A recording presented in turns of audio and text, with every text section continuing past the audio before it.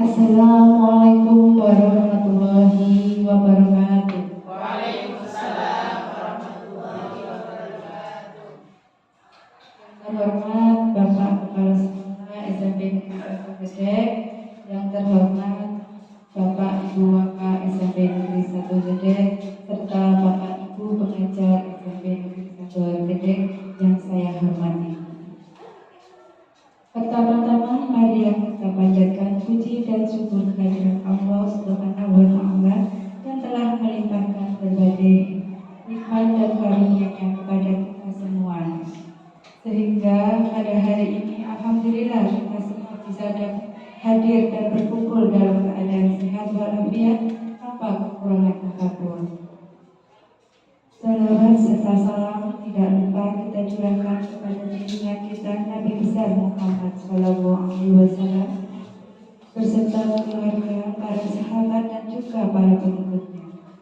Semoga di akhir kelak kita semua akan berkumpul pada hari ini yang akan mendapat syafaat. Amin. Amin. Ya Rabbal Alamin. Bapak Ibu guru yang terhormat, hari ini kita bersama di sini untuk menghadiri acara diseminasi budaya positif oleh calon guru penggerak angkatan 10 SMP Negeri 1 Gedek. Untuk pembukaan akan diberikan sambutan dari Bapak Kepala Sekolah yang mewakili. Mohon untuk kehadirannya memberikan penguatan atau himbauan untuk kami berdua sebagai CGP Angkatan 10. Atas waktunya kami persilakan. Assalamualaikum warahmatullahi wabarakatuh. Yang terhormat Wakil Kepala Sekolah, Bapak Ibu Dewan Guru, yang saya hormati, khususnya Pak Sutomo Estos MPD dan Bu Denok Pak Yuni SPD CGP Angkatan ke-10 Kabupaten Mojokerto. Alhamdulillahirabbil alamin, atas limpahan rahmat taufik dari Allah Subhanahu wa Ta'ala, kita semua dapat melaksanakan kegiatan yaitu diseminasi budaya positif SMP Negeri 1 Gedek. Mudah-mudahan apa yang akan disampaikan nanti mendapatkan ilmu kita semuanya dan mendapatkan berkat Allah Subhanahu wa Ta'ala. Bapak Ibu yang saya hormati, perlu kita pahami bahwasanya CGP itu merupakan satu hal yang hari ini lagi ngetren, dan hari ini kelihatannya pemerintah selalu mengedepankan calon-calon guru penggerak ini yang nanti akan dijadikan pemimpin-pemimpin di kabupaten. Nah, untuk itu kami berharap Pak Tomo dan Bu Denok yang sudah memasuki kegiatan kesekian kalinya itu selalu bersemangat, selalu berdoa, sebab doa itu sangat mustajabah dan semangat itu merupakan perwakilan dari kehidupan kita. Begitu kami berharap beliau berdua ini selalu bersemangat dan jangan lupa berdoa, karena kegiatan-kegiatan ini semuanya dilakukan oleh orang-orang pilihan. Jadi Pak Tomo dan Bu Denok ini termasuk orang-orang pilihan di sekolah kita, dan nanti akan dilanjutkan oleh teman-teman yang lain, yaitu guru-guru muda yang nanti akan melakukan kegiatan mungkin angkatan ke-11, ke-12 dan sebagainya. Bahkan sekarang ada semacam CGP mata pelajaran. Kami mendengar ada CGP nanti yang prioritasnya itu guru mapel, guru mata pelajaran. Kalau Pak Tomo ini kan mewakili keseluruhan, tapi nanti di Kabupaten Mojokerto ada semacam CGP mata pelajaran. Jadi CGP-nya itu nanti menggunakan bahasa Indonesia, apa IPA ataupun bahasa Inggris seperti itu. Itu fokusnya seperti itu. Dan ini yang perlu kami sampaikan. Kurang lebihnya mohon maaf. Mudah-mudahan apa yang kita lakukan merupakan berkah dari Allah Subhanahu Wa Taala. Amin. Ya Rabbal Alamin. Untuk itu kita buka dengan bacaan Bismillahirrahmanirrahim. Inspirasi budaya positif SMP Negeri 1 Gedek dinyatakan dibuka. Assalamualaikum warahmatullahi wabarakatuh.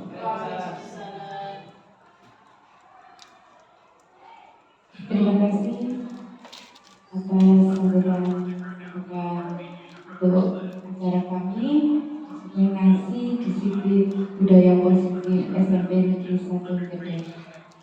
Selanjutnya, Bapak Ibu, untuk mempersingkat waktu, kami berdua akan melaksanakan pembebasan dari aksi nyata kami, yaitu budaya positif kepada seluruh rekan guru mapel di sekolah SMP Negeri 1 Gedek.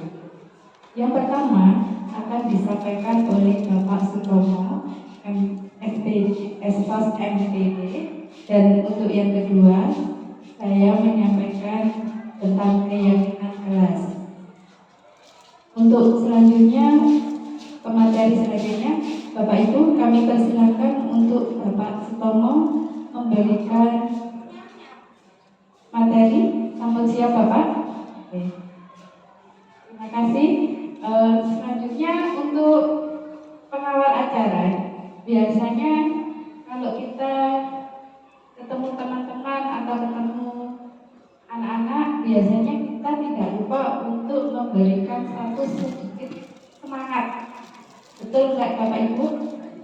Ya, kira-kira semangat hari ini saya ingin bersama-sama dengan Bapak Ibu untuk saling melempar jawaban dengan hitungan kelipatan dan angka yang di belakangnya yang terus-menerus sama.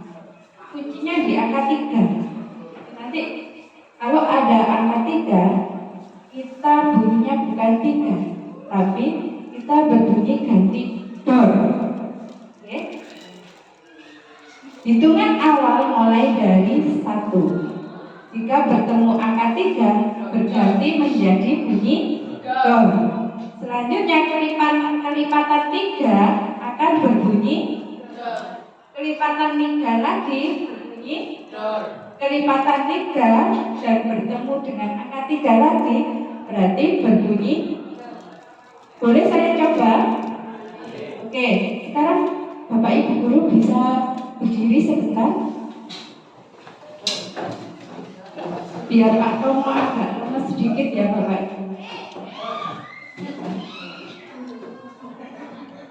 Saya mulai dari depan, dari sebelah kanan saya Ibu Lela. Monggo dari Ibu Lela nomor 1. 1, 2, 4, 5, 6,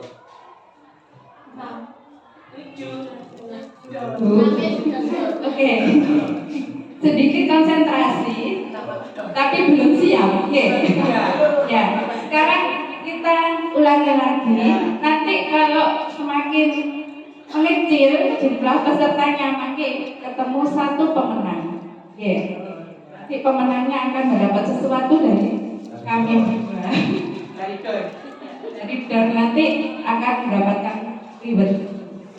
Kita mulai berpindah tempat. Saya mulai dari Bu Nini. 1, 2, 4, 5, 8, 9, 10. Iya, dornya lupa dornya. Ya, berarti butuh konsentrasi sedikit ya Bapak Ibu ya. Ayo, kita mulai konsentrasi lagi bisa? Ya, saya minta konsentrasinya sedikit biar cepat selesai juga. Ya, saya mulai dari belakang Bu Marin, monggo. 1, 2, 4, 5, 7, 8, 10, 11, 13 berarti dor ya. Kalau 13 kan ada belakangnya ada 3 berarti berbunyi dor. Nah, ya 12 dor, 13 juga dor. Berarti ada unsur 3. Jangan lupa bunyi dor. Oke. Nanti setelah ini kan sudah 2 putaran, 3 putaran sudah kita coba. Sekarang kita mulai. Kalau salah berarti bersedia untuk mundur, ya. Ya. Mulai dari Bapak Subandi. Monggo. 2 dor 4 5 dor 7 8 dor 10 11 dor dor 1 Monggo. Ya. Silakan Bu aja, Bu. Ya. Lanjut, Bu. Lanjut. Ya. Sit down, please. Monggo, lanjut.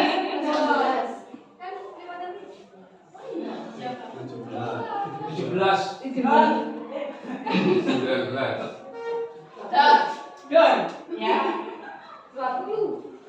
Sit down, please. Lanjut. Lanjut. 22 Ya. 13 Dor. Lanjut. Dor. 25 27, 28. Dor.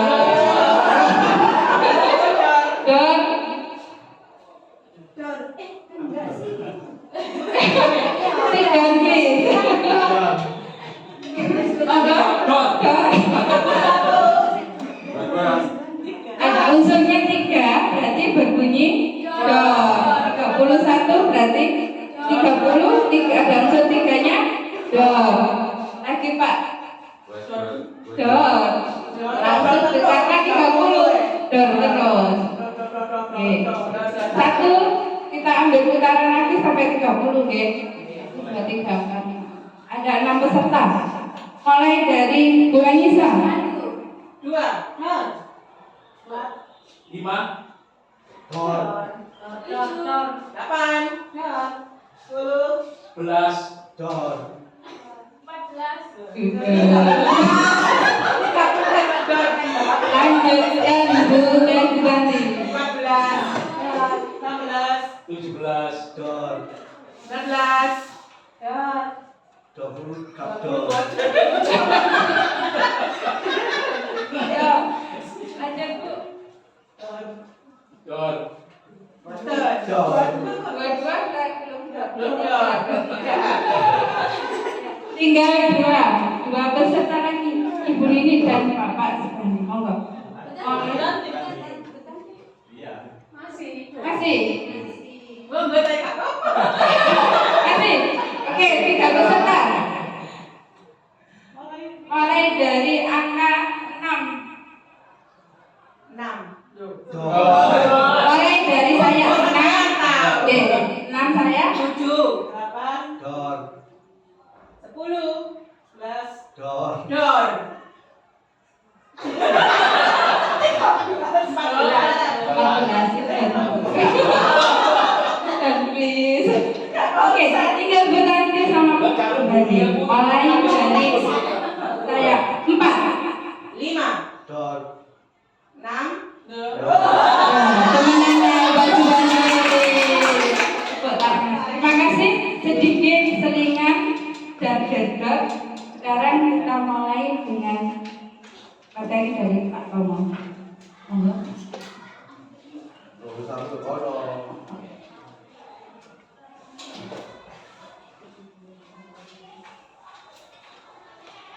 Terima kasih waktunya pada protokol. Assalamualaikum warahmatullahi wabarakatuh. Yang berhormat Bapak Kepala SMP 1 Gede, Bapak Subandi SPDN Gede, kepada Bapak Ibu Wakasek, kepada Bapak Ibu Guru undangan kami di acara kami diseminasi budaya positif SMP Negeri 1 Gede yang nanti akan saya bawakan sendiri sebuah OSSMPD dan juga rekan kami Bu Deno Wahyu SPG yang akan mempresentasikan tentang budaya positif. Bismillahirrahmanirrahim. Alhamdulillahirabbil alamin. Wassalatu wassalamu ala asyrofil anbiya'i wal mursalin sayyidina habibina wa syafi'ina wa maulana Muhammadin wa ala alihi wa ashabihi ajma'in amma ba'd. Qala Allah Ta'ala Bismillahirrahmanirrahim. Subhanaka la ilma lana illa ma 'allamtana innaka antal alimul hakim. Subhanallah. Bapak Ibu sekalian, puji syukur alhamdulillah kita semua masih diberikan limpahan rahmat, limpahan sehat. Sehat ya Bapak Ibu ya. Sehat jasmaninya, sehat jasmani Bapak Ibu bisa hadir menerima undangan kami. Sehat rohaninya Bapak Ibu sehat ya. Pikiran, hati pikiran sehat ya. Bisa menjalankan tugas dengan baik. Apalagi kita sudah melaksanakan kemarin di SKS, tinggal kita mengevaluasi hasil pelajaran. Namun karena pada hari ini menolak undangan kami, sehingga Bapak Ibu meluangkan waktunya, kami sedikit mengganggu waktunya ya. Karena itu mohon maaf yang sebesar-besarnya. Ucapan terima kasih yang tidak terhingga. Saya harapkan dengan kehadiran Bapak Ibu, saya mendoakan kepada Panjenengan sedaya semoga diberikan kesehatan selalu, diberikan rezeki oleh Allah Subhanahu wa Ta'ala. Mungkin teman-teman kita yang ada hajatnya tertunda akan segera disegerakan oleh Allah Subhanahu wa Ta'ala. Alhamdulillah di SMP 1 Depok banyak rekan-rekan yang punya potensi yang sangat besar, yang harapannya nanti Bapak Ibu guru yang muda nanti akan meneruskan cita-cita, yang akan mengembangkan potensi yang dimiliki oleh sekolah kita. Alhamdulillah SMP 1 Depok ini sudah 1 tahun di PSP gitu ya kemarin ya. Bu Deno sama Bapak Kepala Sekolah ini sudah melaksanakan program sekolah penggerak, dan dengan dimulainya sekolah penggerak maka banyak bermuncullah TGP dan kemarin sudah lulus 4 ibu-ibu guru, yang bapak-bapak belum, baru saya ini yang memulai ke bapak-bapaknya ya, karena memang di SMP 1 Depok ini kebanyakan dari ibu-ibu ya, yang bapak-bapaknya nanti mungkin akan meneruskan. Mungkin Pak Zainal ini juga akan bersemangat nih Bapak Zainal ya. Kalau Bapak Mar ini Subandi ini hanya memberikan, saya mengharapkan doa dan motivasinya untuk kami ini sebagai penerus-penerus panjenengan untuk bisa memajukan sekolah kita. Bapak Ibu sekalian, yang kaitannya dengan masalah budaya positif ini berkaitan dengan impian.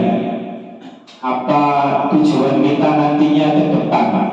Jadi harapan-harapan ke depan kita bisa mewujudkan, bisa mengaktualisasikan atau mengimplementasikan. Untuk itu maka perlu sekali yang pertama saya sampaikan ini adalah tentang visi SMPN 1 Depok. Visinya yaitu terwujudnya peserta didik yang unggul dalam prestasi, mandiri, berkarakter, berwawasan global berdasarkan iptek dan impact serta peduli lingkungan. Ini adalah visi SMPN 1 Depok. Dan alhamdulillah kemarin di sekolah kita ada anak-anak dari kita ini akan mewakili di Kabupaten Mojokerto untuk mengikuti lomba OSN tingkat provinsi kemarin ya. Jadi termasuk alhamdulillah di SMN kita ada 3 anak. Jadi 3 anak yang mewakili Mojokerto. Yang lainnya adalah di SMPN Moro sama SMPN Bojonegoro. Jadi kita alhamdulillah 3 anak mewakili SMPN 1 Medan. Dari kelas 7 ini 2 anak, terus kelas 8 ada 1 anak.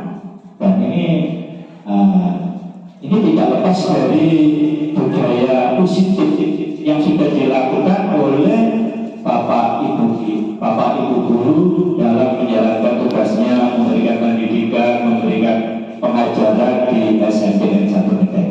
Nah, ini kita ada visinya, yaitu unggul dalam prestasi, alhamdulillah ya. Jadi kemarin ketika perpisahan juga banyak prestasi, banyak trofi yang sudah didapat oleh sekolah kita. Berwawasan global, artinya kita sudah menerapkan berwawasan global berdasarkan IPTEK, pelaksanaan BSAS kemarin alhamdulillah sudah dilaksanakan dengan menggunakan digital, dengan menggunakan HP ini, jadi tidak berbasis kertas lagi. Jadi paling tidak anak-anak kita ini sudah mengikuti era zamannya. Jadi istilahnya adalah era zaman sekarang adalah era digital, sehingga anak sudah tidak praktek lagi. Terus iman dan takwa ini sudah Ibu pembina kita, alhamdulillah, Ibu Deka Laila dan Bu Tanti, dan ada tambah lagi guru Pak Ardi, alhamdulillah ini sudah melakukan kegiatan keimanan dan takwaan. Salah satunya kegiatan istighosa tiap Jumat ini sudah dilaksanakan, alhamdulillah. Terus ada acara kemajusan. Sudah berapa yang lulus kemarin baca? Tahap 7 ya, alhamdulillah sudah 7. Padahal sebelumnya itu sudah banyak baca ya. Nah, ini berarti gerakan menghafal bersama sudah dijalankan yang sebelumnya. Ini kaitannya dengan keimanan dan ketakwaan, dan juga peduli lingkungan. Peduli lingkungan bahwa sekolah kita ini sudah kegiatan nasional, kemarin disurati oleh pemerintah bahwa kita akan mengikuti Adiwiyata Mandiri. Kita tahun berapa nanti, tahun ajaran baru atau gimana nanti. Kemarin sudah didata kesiapan sekolah untuk mengikuti Adiwiyata Mandiri. Terus tujuannya ini, tujuan-tujuannya saya bacakan: mewujudkan peserta didik yang beriman dan bertakwa, mewujudkan peserta didik yang sopan, santun dan berakhlak mulia. Ya, alhamdulillah murid-murid kita tidak pernah terjaring di polsek atau polres karena melakukan kriminalitas. Alhamdulillah. Terus ini mewujudkan peserta didik yang berprestasi, tadi sudah saya sebutkan prestasi kita menanjak terus mewujudkan peserta didik yang dapat mengikuti dan menyesuaikan tuntutan global, mewujudkan peserta didik yang kreatif dan inovatif dalam memanfaatkan teknologi informasi, yang terakhir mewujudkan peserta didik yang pintar dan peduli terhadap lingkungan sekolah yang hijau, bersih dan sehat. Ini sudah kita laksanakan di hari Jumat, pada Jumat bersih. Nah, ini sudah kita laksanakan. Bapak Ibu sekalian, untuk mewujudkan budaya-budaya positif yang tidak lepas dari visi, misi, dan tujuan sekolah kita, ini ada pertanyaan pemantik Bapak Ibu ya. Pertanyaan yang sifatnya mengajak kepada kita, kira-kira Bapak hanya menjawab, Bapak Ibu setuju atau tidak setuju.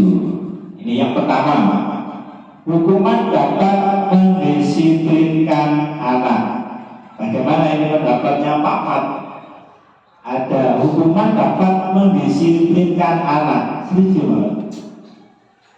Makasih Pak Tomo. Ini nggak sampai ke situ Pak.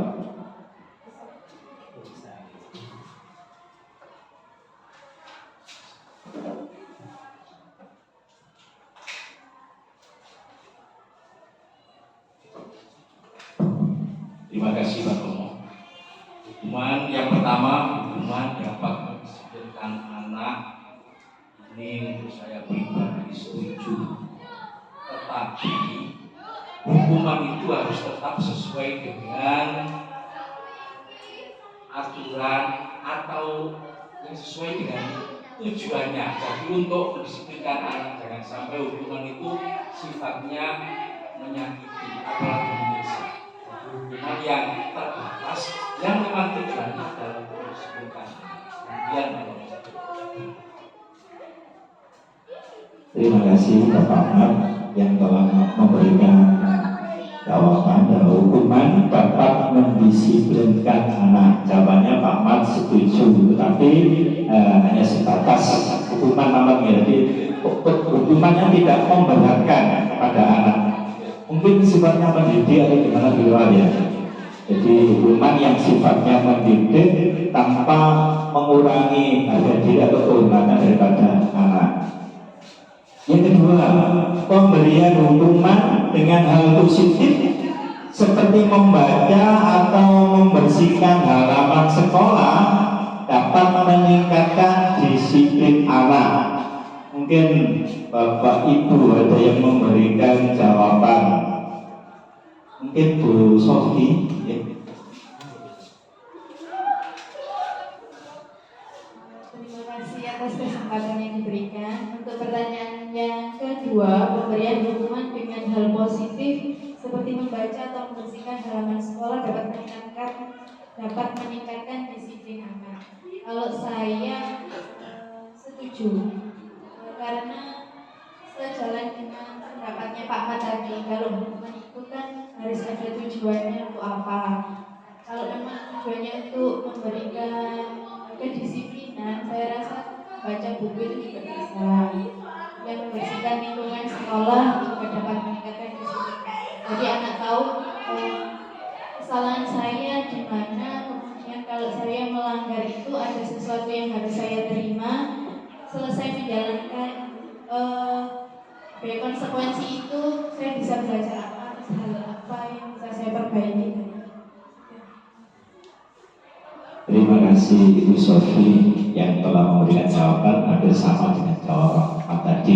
Jadi tujuannya bahwa hukuman tadi diarahkan untuk ke hal positifnya, ke hal yang menuju ke kedisiplinan anak, agar anak itu nanti terbuka untuk tanggung jawabnya. Begitu maksudnya ya.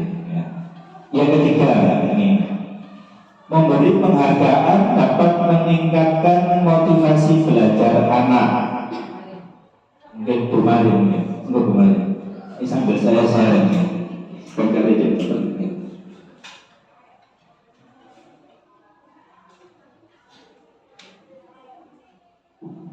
Baik, terima kasih atas kesempatannya. Saya akan mencoba menjawab pertanyaan yang ketiga. Memberi penghargaan dapat meningkatkan motivasi belajar. Ini Untuk kelas 8B seluruhnya, sekarang waktunya pemberian buku paket. Sekali lagi, kelas 8B, sekarang waktunya pemberian buku paket. Ini saya setuju, namun apabila motivasi ini berasal dari luar diri anak, maka nanti motivasinya bersifat jangka pendek. Jadi kalau dia hanya dapat motivasinya dari luar, kalau saya dapat penghargaan, saya akan belajar. Nanti motivasi tersebut sifatnya akan jangka pendek. Kalau misalnya motivasinya itu berasal dari dirinya sendiri, nanti akan lebih bersifat jangka panjang. Terima kasih Bu Mari yang telah memberikan jawaban, dan di sini dilengkapi dengan motivasi. Jadi motivasi ada yang dari internal atau eksternal gitu ya. Jadi motivasi nanti tujuannya untuk ke jangka pendek atau jangka panjang. Kalau tujuannya hanya istilahnya penghargaan saja dari orang lain atau dari Pak Guru karena penawaran nanti yang paling banyak literasi membacanya, maka dia akan mendapatkan hadiah. Tujuannya hanya mendapatkan hadiah saja. Ini yang eksternal. Kalau yang internal, di samping penghargaan ini menggugah, memberikan motivasi, tapi dalam dirinya sendiri ini ada keinginan untuk memang menambah hasanah daripada ilmu pengetahuan. Begitu ya. Terima kasih Bu Marin yang telah memberikan jawaban ya, untuk Pak Mat, Bu Sofi, Bu Marin yang telah memberikan jawaban. Terima kasih, dan lainnya nanti akan disamaratakan mungkin nanti tentang pendapat panjenengan seluruh ya. Selanjutnya untuk di topik budaya positif ini ada 6 topik ini. Jadi nanti sampai berapa ya ini nanti kita bagi materinya ya. Topiknya nanti kita bagi insya Allah paling enggak ini 1 jam lebih, 1 jam lama ya. Yang pertama bersikap positif dan nilai-nilai kebajikan universal, teori motivasi,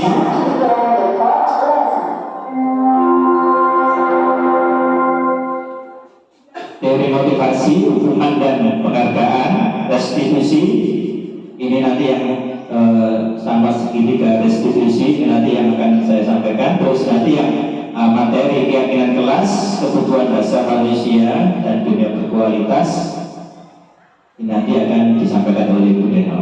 Bapak Ibu sekalian, untuk lanjutnya ini ada paradigma, paradigma perubahan paradigma. Ada satu permainan mungkin istilahnya Bapak Ibu yang bisa berdekatan yang ini mungkin bolehlah temannya siapa ya Bu Lele? Mungkin mungkin bisa satu kelompok. Ini karena permainannya antara A dan B. Anggap saja untuk yang 3 ini A dan B. Ini karena salah satu ada yang menekan tangan satu saja, yang kedua mungkin menggoda atau mengintimidasi begitu. Jadi untuk Abah Bani sama Bu Ani, Pak Jainal ini satu kelompok, Pak Ahmad, Bu Nini satu kelompok, Bu Nuril sama Bu Sofi, Bu Ena sama Bu Tati ini satu kelompok ya. Di sini ada penyegaran dari kegiatannya, ada A dan B, ya, maksudnya Anda dan teman Anda, ini satu kelompok ya. Sebelah secari kertas, nggak usah pakai secari kertas. Ini coba bayangkan Bapak Ibu di salah satu anggota kelompok mengepalkan tangan, di mana tangan panjenengan ini ada sesuatu yang sangat berharga. Ini sangat berharga nilainya. Entah apa itu. Saya juga tidak tahu karena saya tidak diwajari dia. Jadi Bapak Ibu bisa mengepalkan apa itu keinginan, unek-unek. Biasanya unek-unek kan tidak bisa dibuka ya. Yang bisa membuka siapa nanti. Jadi Bapak Ibu bisa mengepalkan tangan satu saja, terus yang kelompok yang lain sebelahnya ini berusaha untuk mencoba merayu atau memberi kritik ya. Itik-itik atau bisa bagaimana supaya satunya ini bisa tangannya terbuka. Mungkin bisa dimulai dari sekarang ya. Monggo ada yang mengepalkan tangan. Bisa sampai tulis. Sampai tulis kira-kira apa yang ada yang berharga bagi panjenengan. Panjenengan tulis ya. Sampai tulis nanti sudah disediakan oleh rekan ini, maka ditulis opo kira-kira apa bisa jenengan itu mengepal uang 1 juta atau rahasia. Biasanya kalau di zaman penjajahan itu kan ada sandi itu ya, ada sandi. Nah, maka salah satunya akan berusaha istilahnya rahasianya supaya terbuka. Bagaimana caranya? Mungkin bisa dicoba ya. Monggo. Ini bisa ini alhamdulillah riang hari ini ya. Mudah-mudahan nanti sampai ke depannya. Monggo. Ini sudah ya. Bu Nuril sudah membuka tangannya loh ini ini bagus ini Mister J ini loh, ini layak apa ini tidak tahu saya. Ya, ini dikritik. Pak Mas sampai Pak terus sampai. Pak Jaya masih tak mau buka buku saja. Oh sudah.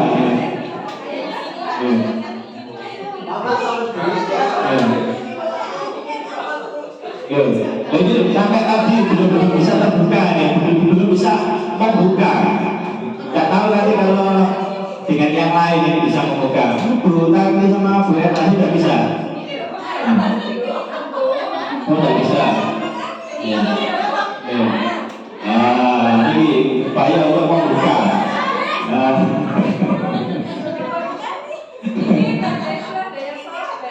Kemarin bagaimana kemarin saya sudah terbuka kemarin.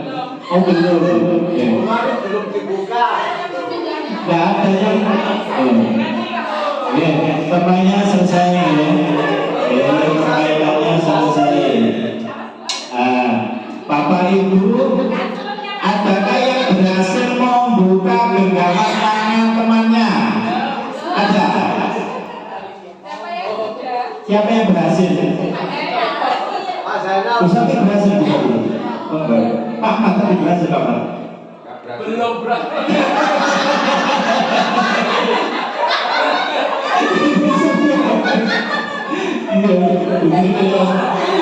Tadi mau saya rayu, kalau mau buka genggaman, minta apa saja, sate atau rawon atau apa gitu. Duren. Tadi dulu sempat saya rayu, maunya saya rayu begini. Kalau mau buka genggaman tangan dengan tanpa dipaksa, mau minta apa saya turuti, nasi sate atau rawon atau es jus. Ternyata belum saya lakukan waktunya habis. Mungkin Bu Leta berhasil belum? Belum berhasil ini.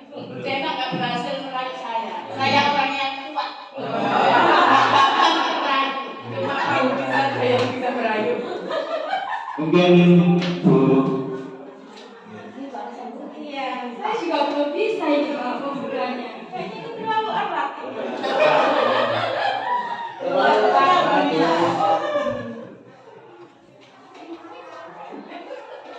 Ya sama ini belum bisa dibuka karena juga menggenggam sangat erat.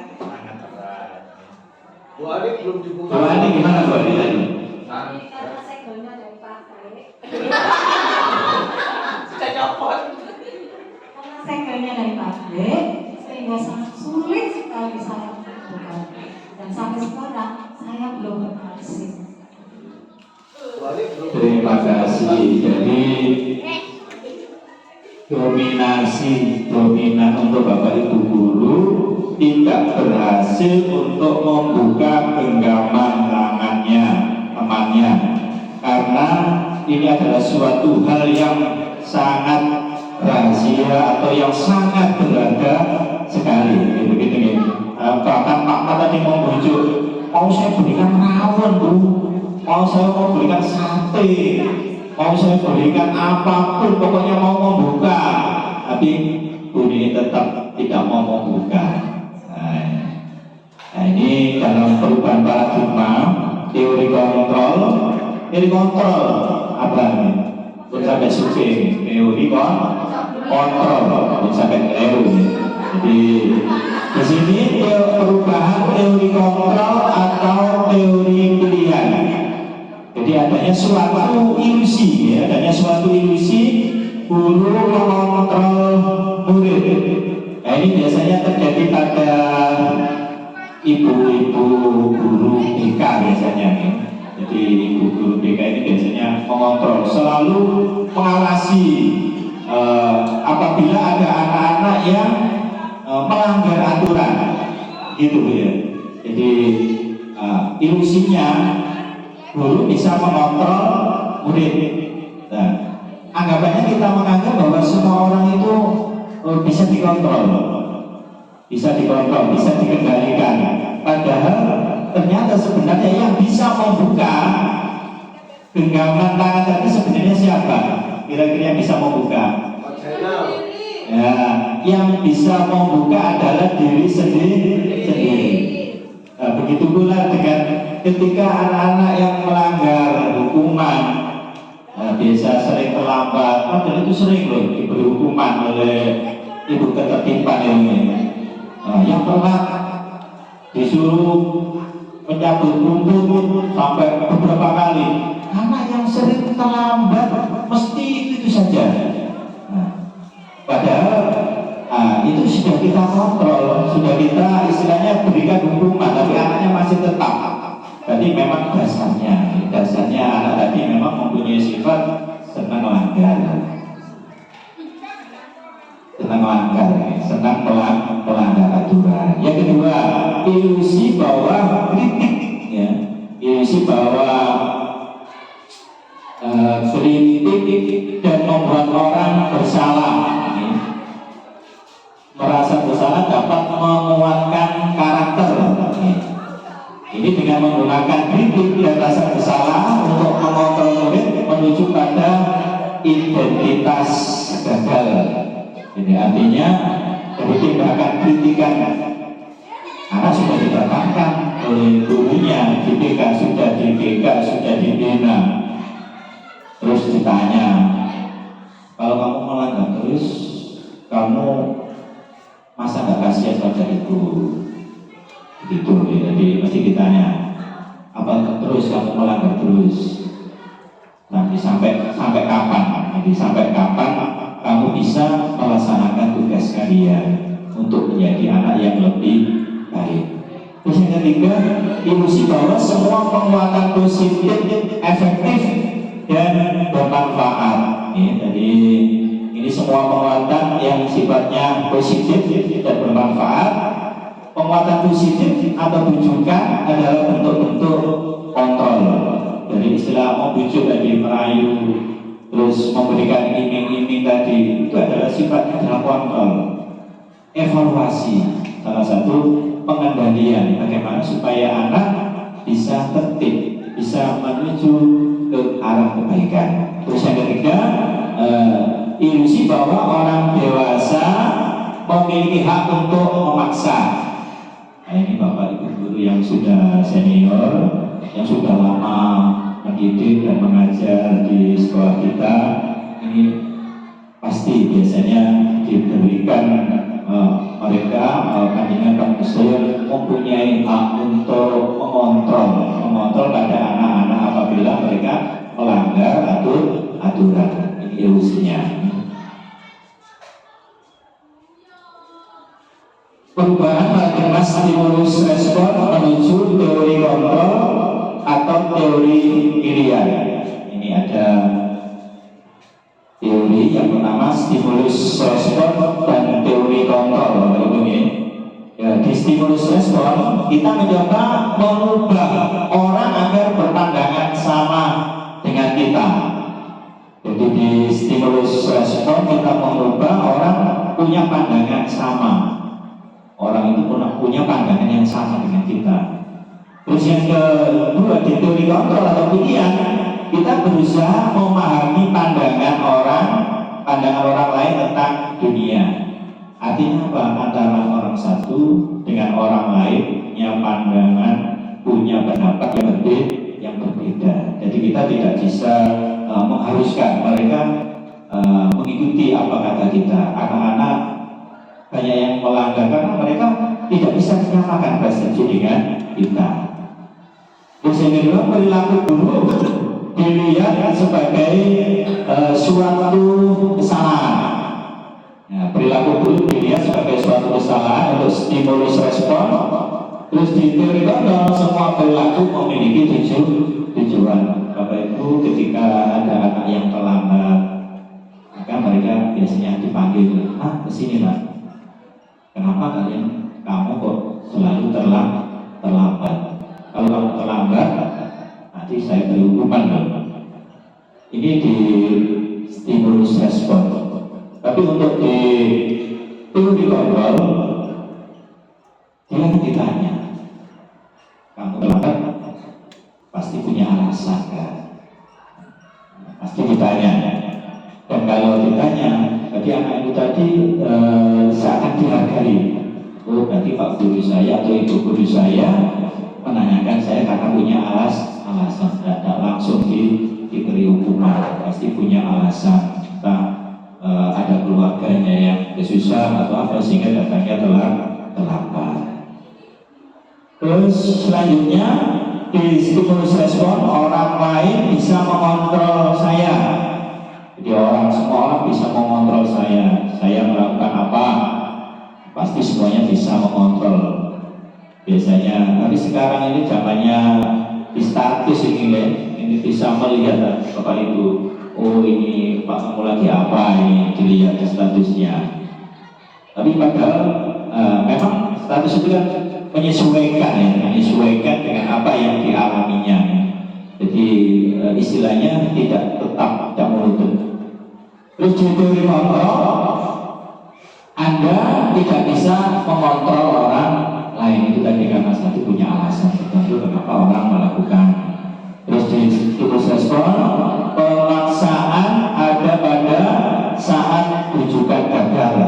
Jadi Bapak Ibu ada yang memaksa, ada yang merayunya tapi gagal. Ya, itu tadi memang membuktikan bahwa ada motivasi intrinsiknya atau eksternalnya. Eksternal itu sering gagal biasanya ya, dibandingkan dengan motivasi yang dari internalnya. Terus di teori kontrol, kolaborasi dan komunikasi menciptakan pilihan-pilihan baru. Nah, apalagi di sekolah kita, sekolah yang sudah mendapat predikat sekolah penggerak, ini perlu adanya suatu kolaborasi atau konsekuensi, konsensus. Apa itu konsensus itu? Kesepakatan. Jadi misalkan di bagian ketertiban ada yang menetapkan suatu konsensus, apabila ada yang melanggar ketertiban akan diapakan, gitu adanya konsensus. Tapi juga perlu ada kolaborasi biar satu kata, satu di SMP 1 Gedek antara guru, BK atau pihak ketertiban satu kata, tidak ada perbedaan, sehingga nanti kalau menghadapi ada orang tua wali murid tunjuk atau misalnya datang ke sekolah tidak menyalahkan salah satunya, tapi yang lain sudah tahu, sehingga bisa dicari win-win solusinya untuk menangani suatu masalah. Stimulus respon, model berpikir menang kalah. Kalau dari kontrol pilihan itu model berpikir menang-menang. Jadi di teori kontrol pola pikirnya adalah menang-menang. Jadi antara misalkan ada anak yang salah didatangkan, dipanggil di ruang BK atau diberikan istilahnya pemecahan, anak tidak, ya yang salah artinya yang salah tadi dia tetap salah, cuma dia akan ditarikan jalan untuk menuju sesuatu yang positif. Bagaimana mereka menemukan masalahnya itu bisa dicarikan solusinya atau pemecahannya. Di sini di disiplin positif ya, teori kontrol yang disampaikan oleh Dr. William Dresser. Nah ini di sini, Anda bisa mengontrol orang lain, Anda tidak bisa mengontrol orang lain, hanya Anda yang bisa mengontrol diri Anda. Artinya bahwa motivasi dirinya ini yang bisa mengontrol. Anak-anak itu juga begitu. Mereka bisa berbuat lebih baik karena memang dari unsur internalnya sendiri, dari dalam dirinya. Jadi mungkin Bapak Ibu guru hanya bisa memberikan apa, kamu berbuat salah, ya kan, suatu saat bisa berubah. Pasti tiap orang pernah salah, misalkan ya. Jadi maka kalau hal ini bagaimana disesuaikan dengan keyakinan sekolah kita, keyakinan kelas kita, apa sesuai enggak? Nah, kalau anak tadi bisa menemukan jati dirinya, menemukan keyakinan, maka nanti anak akan berubah menjadi lebih baik. Makna disiplin, belajar mengontrol diri dengan menggali potensi kita agar mencapai tujuan mulia, yaitu suatu menjadi seorang yang kita inginkan berdasarkan nilai-nilai yang kita hargai. Ini teori kontrol. Semua perilaku memiliki tujuan, jadi ada alasan, ada motivasinya kenapa orang melakukan sesuatu. Murid melakukan sesuatu karena ada alasan. Maka di sini ada teori motivasi, yaitu motivasi ini dibagi dua, ketinggalan itu. Motivasi ekstrinsik dan motivasi intrinsik. Nah, kalau kita lihat di situ bahwa teori motivasi ini ada dua, dari ekstrinsik ini ada dua, untuk menghindari hukuman. Bapak Ibu kira-kira anak melakukan hukuman, ya, anak akan dalam istilah hukuman ini terjadi karena apa, Bapak Ibu? Anak dihukum karena kesalahan, ya, kesalahan, dan kesalahan yang dilakukan secara berulang-ulang ini menunjukkan bahwa anak itu memang perilakunya semacam itu. Nah, ini karena motivasinya dari orang ekstrinsik, dari luar. Terus yang kedua, untuk mendapatkan imbalan tadi, Bu Mari tadi, untuk di pertanyaan pematik tadi, ya. Jadi penghargaan yang dari luar, karena anak yang tujuannya untuk mendapatkan hadiah atau penghargaan itu sifatnya jangka pendek. Beda dengan anak yang motivasinya yang intrinsik, yang dari dalam sendiri. Dia melakukan suatu karena dari dalam dirinya sendiri. Dia ingin berbuat lebih baik, atau dia ingin belajar karena memang tugasnya sebagai siswa maka harus belajar lebih baik. Ini beda. Terus yang ketiga, motivasi intrinsik, yaitu untuk menghargai diri sendiri. Untuk menghargai diri sendiri artinya anak belajar, anak ini semangat dalam belajarnya. Dia itu sebenarnya untuk menghargai dirinya sendiri, sudah kewajibannya. Ini Bu Laila ini sering memberikan nasihat, tolabul ilmi fardhatun ala kulli muslimin wal muslimati, utlubul ilma minal mahdi ilal lahdi. Jadi memang kewajibannya anak belajar. Nah, ini mengangkat dirinya sama, berarti anak yang belajar dengan motivasi intrinsik itu menghargai dirinya sendiri. Itu sudah kewajibannya dari dirinya sendiri untuk memperbaikinya, untuk dari kebodohan, dari yang tidak bisa untuk menjadi bisa. Terus ini model berpikir menang-menang, ini kolaborasi konsensus menciptakan pilihan baru. Ini ada 5 posisi kontrol. Tugas kita Bapak Ibu Guru, secara sadar atau tidak sadar selama kita mengajar di sekolah, pasti ini ada, kita ini akan termasuk posisi yang mana, ya. Ada posisi menghukum, anak dihukum karena melanggar misalkan ini. Terus ada anak yang membuat merasa bersalah. Ketika ada anak yang membuat pelanggaran terus ditanya tadi, kamu kok melanggar terus? Kamu tidak kasihan pada saya. Nilaimu jelek loh kalau kamu tidak mau belajar. Ini anak akan merasa rendah, Wah, nggak salah kalau ibu guru deh. Nanti jangan-jangan nilai saya tidak dinaikkan. Kalau tidak dinaikkan, wah, tidak naik kelas. Nah, bagaimana ini? Tapi alhamdulillah sekarang tidak ada yang masalah naik kelas. Tapi itu tadi disesuaikan dengan kondisinya, misalkan. Terus ini ada sebagai teman. Nah, posisi guru sebagai teman. Misalkan ada anak yang melanggar dipanggil, ya seperti posisinya teman.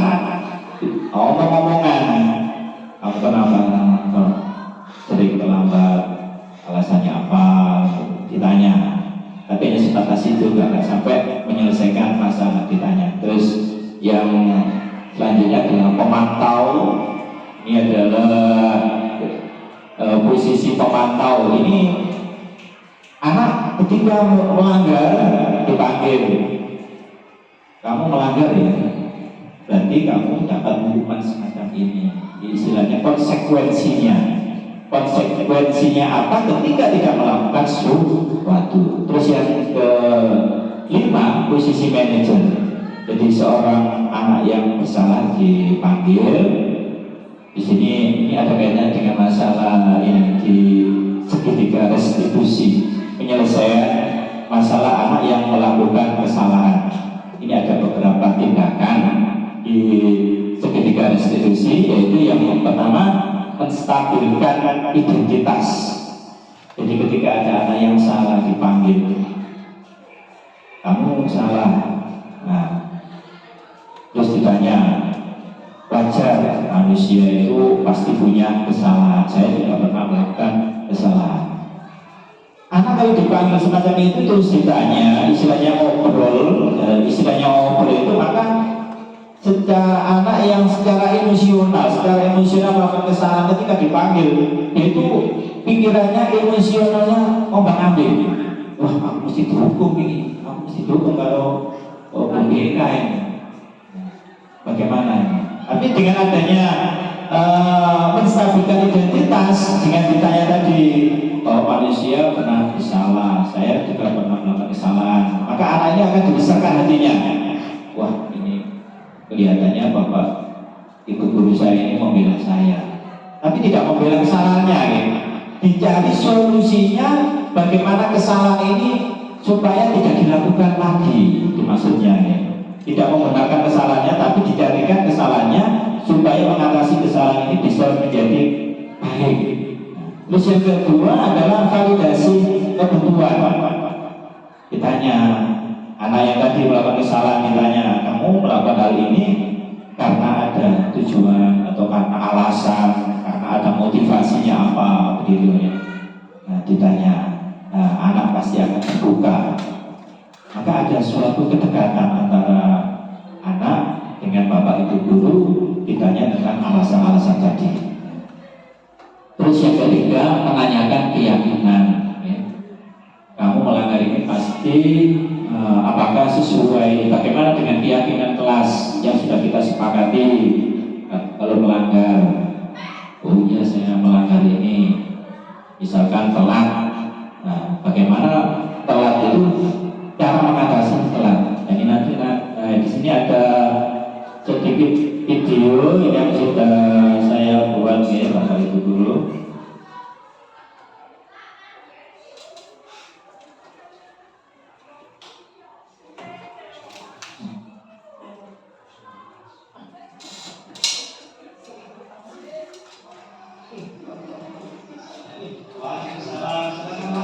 Nah, ini video yang telah saya buat kemarin.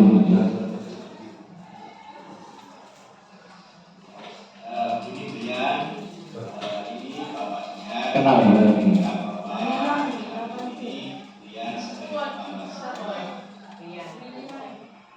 Seingat dia sudah berapa kali terlambat? Oh, sudah 3 kali. Menurut dia terlambat datang ke sekolah sehingga tidak bisa ikut apa-apa, sudah tidak mengikuti kegiatan jam pertama, termasuk kesalahan bukan? Baik ya. Dua kesalahan itu manusiawi. Setiap orang pasti bisa berkesalahan, tapi yang penting kita bisa belajar dari kesalahan itu untuk bisa memperbaiki. Dia setuju? Ya, kalau itu kita cari solusinya bersama ya. Dia dalam 1 bulan ini dia sudah telat atau terlambat 3 kali, pasti punya alasan kan? Oke, kalau begitu, kalau dia telat selama 3 kali, itu termasuk dia ingat nggak akan keyakinan kelas kita? Oke, kalau misalnya nih terlambat datang ke sekolah, ini termasuk sudah sesuai tidak dengan keyakinan kelas kita? Nah, kalau begitu menurut dia, keyakinan kelas mana yang telah dia langgar? Oke, ya, disiplin itu penting nggak untuk dia? Kenapa untuk dia?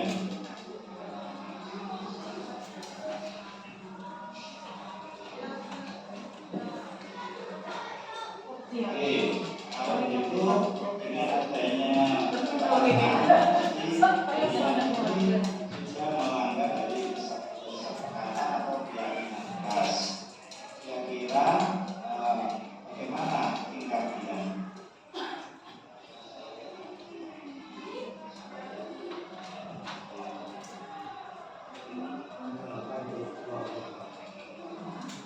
Oke, itu adalah perubahan nanti setelah ini yang harus dia lakukan. Nah, bagaimana usahanya supaya lebih siap atau lebih lebih dia? Oke, dia terima kasih. Jadi solusi kita sudah kita ketemukan. Nanti orang tua akan saya di sekolah, mereka akan membangunkan lebih pagi. Untuk itu nanti sekarang ini dia bisa kembali ke kelas untuk mengerjakan tugas-tugas yang telah diberikan oleh dia. Oke, terima kasih ya. Waalaikumsalam warahmatullahi wabarakatuh. Bapak Ibu, itu tadi contoh dari penyelesaian masalah. Jadi ketika ada anak yang terlambat, di Bapak Ibu kiranya untuk mulai awal, jadi tentang dari motivasi sampai pada segitiga restitusi dan contohnya tadi, saya mohon masukannya. Jadi saya harap ada masukan dari Bapak Ibu Guru tentang dispensasi hari ini. Mungkin Bapak Ahmad bisa memberikan pendapat.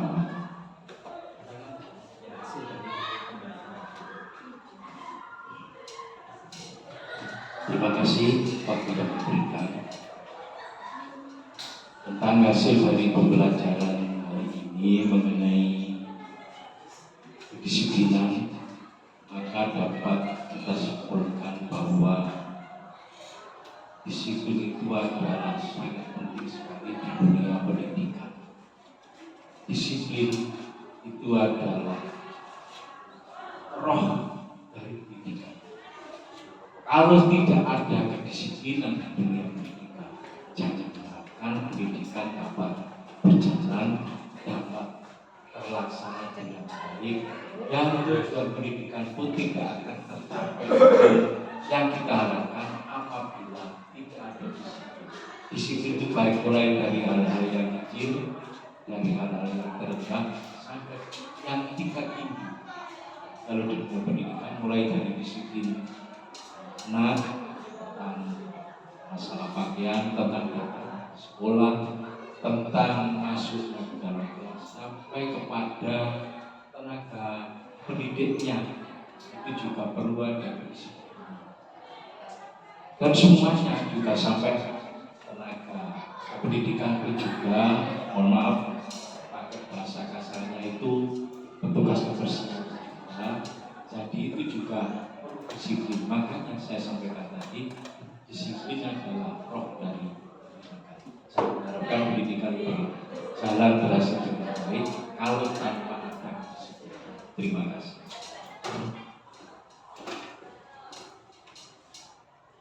Terima kasih masukan dari Pak Ahmad. Mungkin ada dari ibu-ibu yang memberikan masukan. Ibu Laila, mohon ya.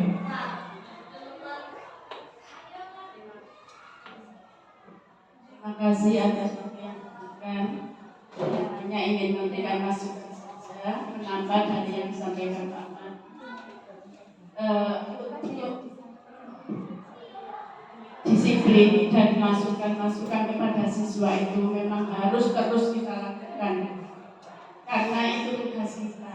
Jadi seperti yang disampaikan oleh para tokoh dalam Islam yang bisa memberi hidayah kepada siswa itu bukan kita, tapi kita berusaha. Hidayah datangnya dari Allah, kesadaran siswa itu dari Allah, tapi kita terus berusaha, tidak boleh putus asa. Ya.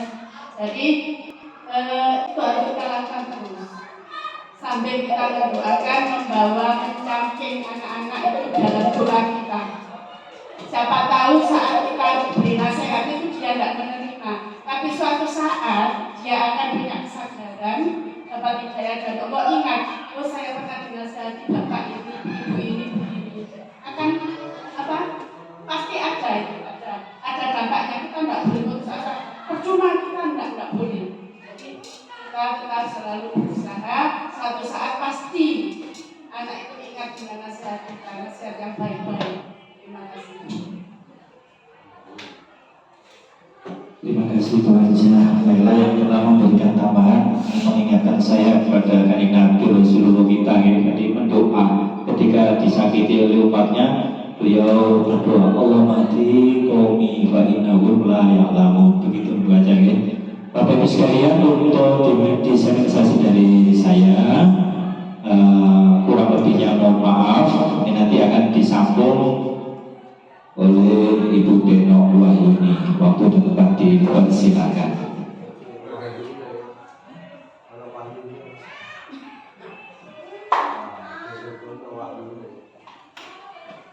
Assalamualaikum warahmatullahi wabarakatuh. Ya, dari materi dari Bapak Staf tadi tentang budaya berdisiplin positif, di mana kita nantinya ke depan semua siswa mempunyai karakter sesuai dengan misi dan visi dari sekolah kita. Merdeka menurut Ki Hajar Dewantara, merdeka itu artinya tidak hanya terlepas dari perintah, akan tetapi juga cakap membuat pemerintah diri sendiri. Tetap tadi Bu ya, posisi kontrol.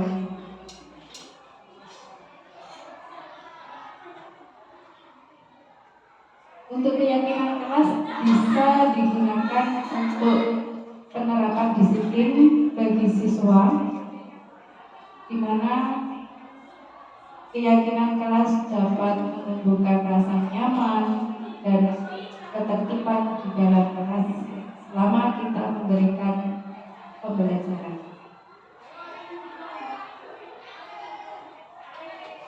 Nah, di sini keyakinan kelas, mengapa kita tidak perlu membuat peraturan saja? Mengapa harus dengan keyakinan kelas? Mungkin dari Bapak Ibu di sini satu untuk memberikan pernyataan, monggo boleh.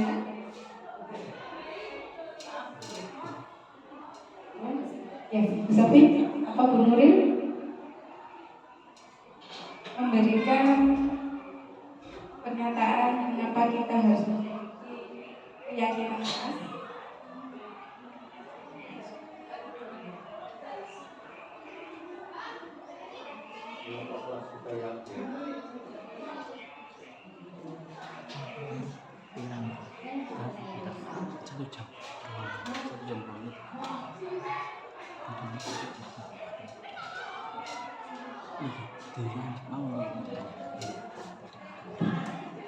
Baik, mengapa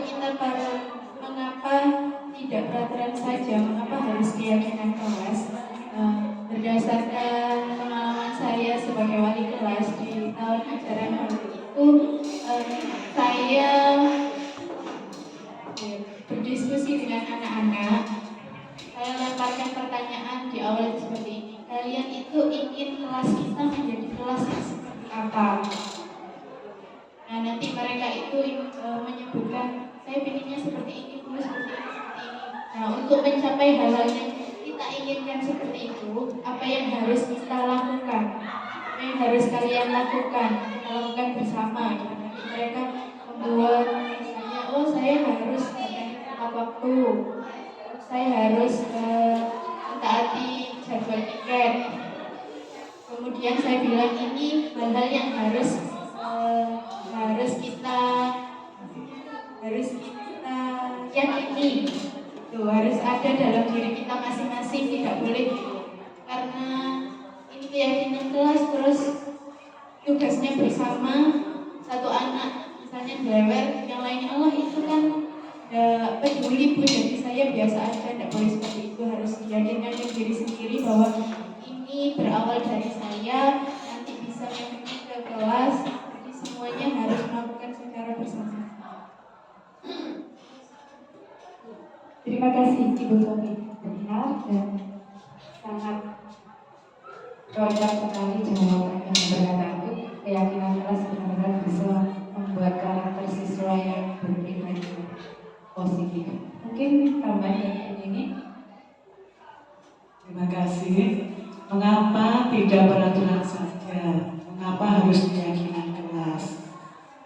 Menurut saya tidak hanya peraturan saja, tapi harus keyakinan kelas karena dalam melakukan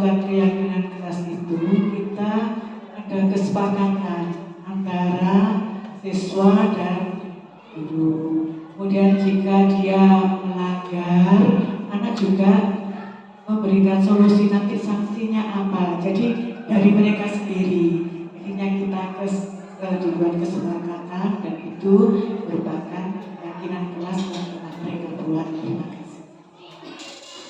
Terima kasih. Di sini ternyata benar-benar Bapak Ibu guru hebat. Tepuk tangan untuk Bapak Ibu guru hari ini. Ya, selanjutnya di dalam budaya positif terdapat sebuah lingkungan yang membuat anak-anak juga berpikir positif melalui keyakinan kelas dan peraturan kelas. Di dalam kegiatan di sini ada skema seperti tabel T dan tabel D, di mana kalau di kelas kita di SMP kita menggunakan tabel Z.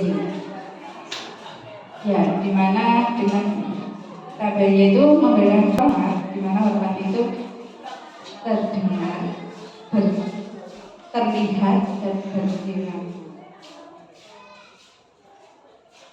Jadi peraturan-peraturan yang akan kita terapkan dapat kita masukkan di dalam keyakinan kelas.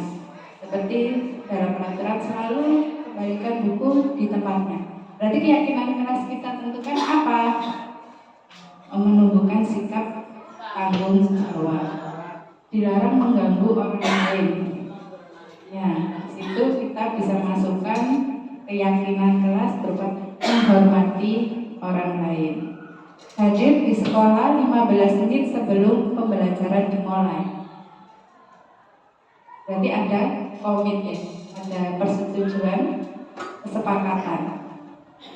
Dilarang melakukan kekerasan, termasuk bullying juga. Ini kita bersama-sama untuk menjaga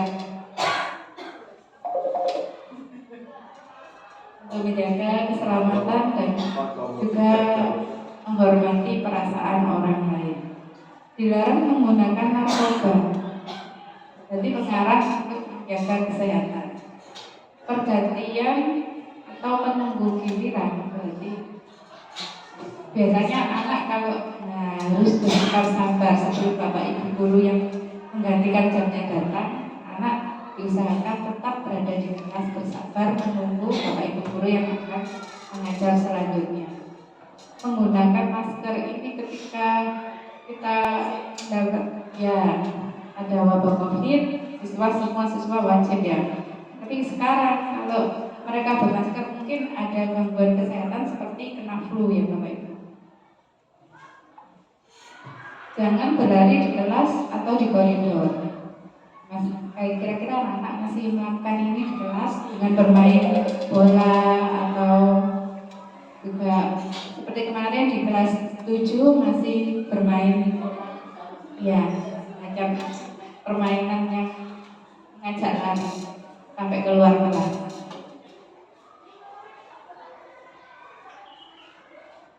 Lima posisi kontrol tadi bisa diterapkan untuk Bapak Ibu guru untuk membuat keyakinan kelas juga. Guru bisa membuat peraturan-peraturan yang digunakan dalam satu keyakinan yang terbentuk di keyakinan kelas. Selanjutnya Pak.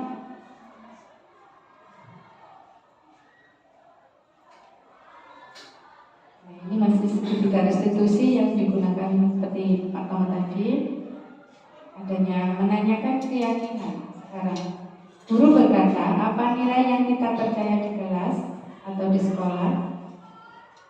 Nilai-nilai universal apa yang telah kita sepakati? Kelas yang ideal itu seperti apa?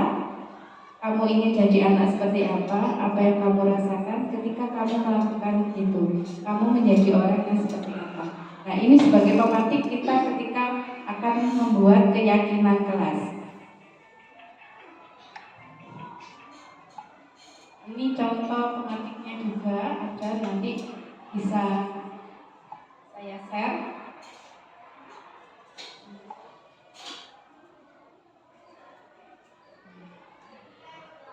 Sebelum terima kasih ada sebuah video juga yang sedikit ya, saya ambil cuplikan dari membuat keyakinan kelas.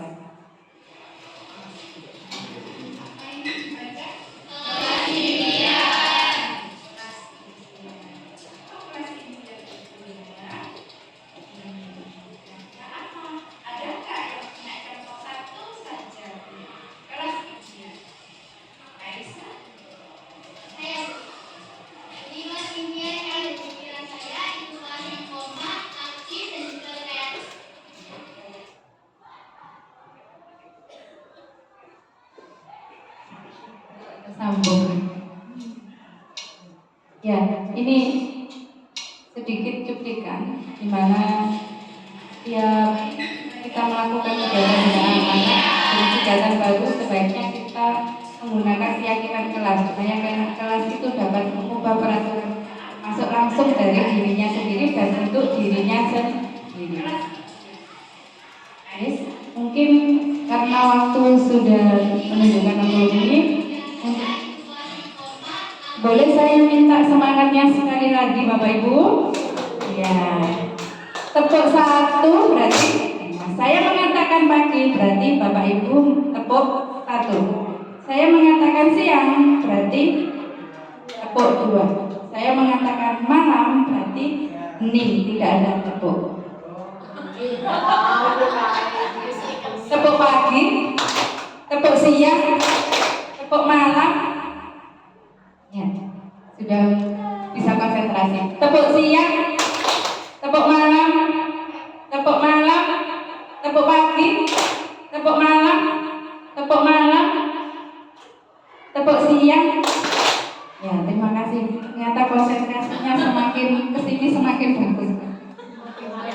Semakin siang juga semakin semangat. Sebentar lagi kita akan menuju ke ruang ramah tamah ya Bapak Ibu. Sebelum kita meninggalkan tempat ini, saya mohon untuk doa sebagai penutup ya. Kami mohon untuk Bapak Patudi untuk menutup dan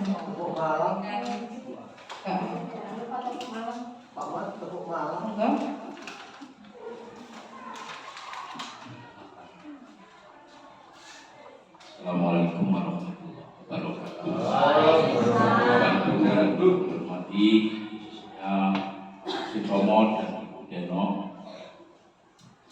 Marilah sejenak kita mohon pada Allah Ta'ala semoga apa yang sudah dilaksanakan pada acara siang ini bisa memberi manfaat pada kita semua, khususnya kepada anak-anak kita, kepada sekolah kita, dan umumnya lagi kepada dunia pendidikan. Al-Fatihah. Bismillahirrahmanirrahim. Ya karena Buddha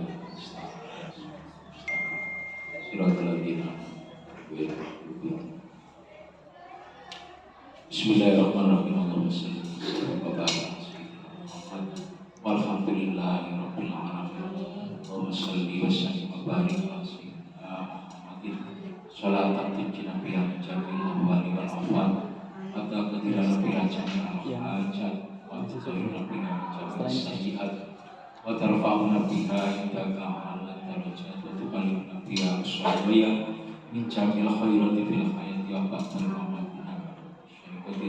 Allahumma inna ala dzikrika wa syukrika. Rabbi arsilni musalam mubarakan wa anta khairul muslimin. Rabbana zalamna anfusana wa lam taghfir lana wa tarhamna lanakunanna minal khasirin. Allahumma antas salam minkas salam wa ilaika yaudus salam. Wa khayyina rabbana bis salam wa akhirna jannata darus salam. Abar tarbana wa ta'ala ya salam wa ikram. Rabbana atina fid dunya hasanah wa fil akhirati hasanah wa qina adzabannar. Rabbana la tuzigh qulubana ba'da idh hadaytana wa hab lana min ladunka rahmatan innaka antal wahhab. Allahumma khtim lana bil iman, Allahumma khtim lana bil islam, Allahumma khtim lana bil khair wa ya khairan nasib bi rahmatika ya arhamar rahimin.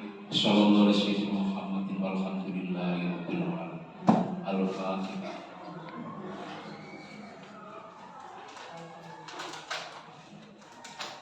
Wassalamualaikum warahmatullahi wabarakatuh. Alhamdulillah acara hari ini sudah ditutup dengan doa dan terima kasih dan terima kasih Tuhan. Kami berdua sangat terhormat bahwa kehadiran Bapak Ibu senantiasa membuat kami semakin semangat insya Allah. Jangan nangis. Ya, karena ini adalah langkah kami awal sebagai seorang penggerak juga dan semoga kedepannya kami dilancarkan dan semoga kami berdua tetap saya diberikan kesehatan dan teman-teman jika ada saya butuh pertolongan dan saya butuh bantuan mohon dengan ikhlas ya. Matur nuwun Bapak Ibu sekalian. Demikian dari saya. Wassalamualaikum warahmatullahi wabarakatuh.